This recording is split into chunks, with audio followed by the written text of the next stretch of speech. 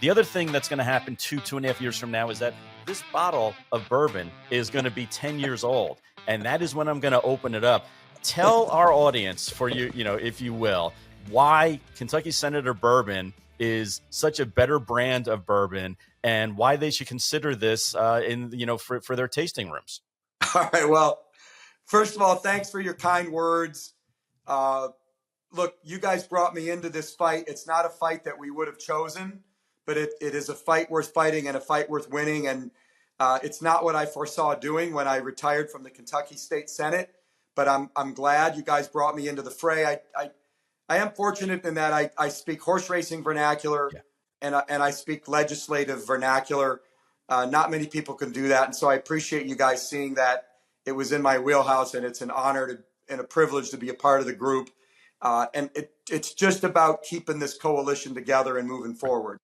Now, on your pivot, thanks. In my other life, I am the co-founder of Kentucky Senator Bourbon, each release named after a U.S. Senator from Kentucky.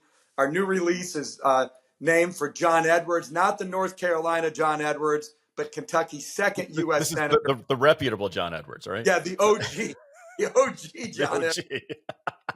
Not that guy from North Carolina who ran for vice president and president, I think. Each release is named for a U.S. Senator. You can learn more at our website, KentuckySenatorBourbon.com, or on Twitter, Facebook, and Instagram. Right now, we're only distributed in Kentucky or the Jack Rose Dining Saloon in Washington, D.C., but we are available online at bourbonoutfitter.com, bourbonoutfitter.com if you live outside of Kentucky. All of our bourbon is aged a minimum of 6 years because that's the length of a U.S. Senate term. It's always bottled at 107 proof, which is the traditional barrel proof for a lot of big name brands like Weller, Antique, Pappy Van Winkle, etc.